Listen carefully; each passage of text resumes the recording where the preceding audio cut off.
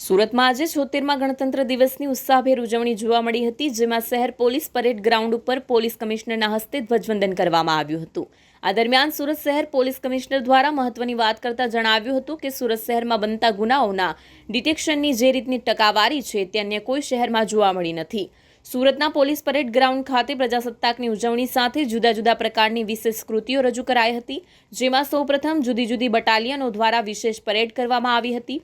ટ્રાફિકથી લઈ મહિલા પોલીસ સહિતની બટાલિયન દ્વારા આકર્ષક પરેડ કરવામાં આવી હતી, જેનું સૌપ્રથમ સુરત પોલીસ કમિશનરે નિરીક્ષણ કર્યું હતું। ત્યારબાદ સૌથી આકર્ષણનું કેન્દ્ર મહિલા પોલીસની ટીમ દ્વારા બ્લાઇન્ડ વેપન કરતબ આવ્યું હતું। ત્યારબાદ જુદી જુદી શાળાના વિદ્યાર્થીઓ દ્વારા દેશભક્તિની સાંસ્કૃતિક કૃતિઓ રજૂ કરી હતી। 76वां गणतंत्र दिवस राष्ट्रीय पर्व निमित्ते वो हमारा सूरत शहर पुलिस परिवार तरफ थी अपना सूरत शहर नगरजनों ने जो है खूब जो है शुभेच्छा आपू छू।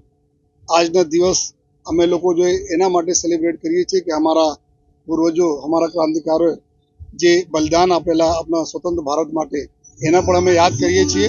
અને સાથોસાથ આજના દિવસ ઉપર જ્યારે સુરત શહેર છેલ્લા એક વર્ષમાં આપણે પ્રજાજનોના ખૂબ સલામતી માટે ખૂબ જ મહેનત કરી છે। આપણા દેશ ખૂબ સરસ રીતે જો આગળ વિકાસના દોડમાં વધી રહ્યા છે, ત્યારે સુરત આપણા ગુજરાત રાજ્યનો એક ખૂબ મોટો ફાળો છે। અને આમાં જો સુરત શહેરનો જો ખૂબ એક મોટો ફાળો છે ગુજરાત રાજ્યના વિકાસમાં, ત્યારે પુલિસની જવાબદારી બને છે કે આપણા સુરત શહેરમાં જો અમારા કામ ધંધા બિઝનેસ માટે લોકો આવે છે, અમારો જો કામ ધંધા બિઝનેસ છે એની સલામતી સચવાય। એના માટે જો સમગ્ર વર્ષ અમે લોકો જો સાયબર ક્રાઇમ ઉપર જો ડ્રગ્સ ઉપર જો ટ્રાફિક ઉપર જો કાયદાની વ્યવસ્થા જાળવવા માટે ખૂબ સરસ કામગીરી અમારા લોક રક્ષકથી લઈને સિનિયર અધિકારી તો કરી છે।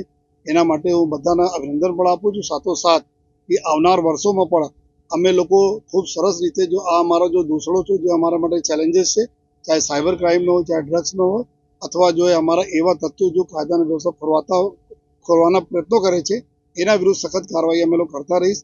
રોડ ઉપર અમે લોકો જોયા કે ગયા 2024ના વર્ષમાં 296 લોકોના ડેથ થયા રોડ ઉપર જો બહુ દુઃખદ બાબત છે। એના મોસ્ટલી જો ટુ વ્હીલર વાળા હતા જો હેલ્મેટ નહીં પહેરેલા હતા।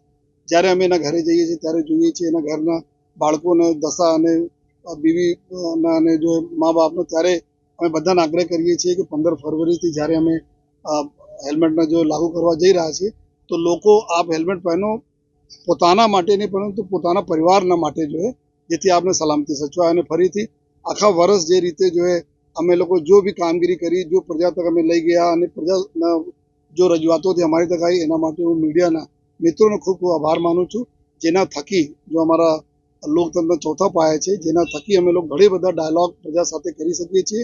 અને ફરીથી જો આજે 76મા સ્વતંત્રતા દિવસના શુભ પર્વ નિમિત્તે તમામ લોકોને ખૂબ શુભેચ્છા આપું છું।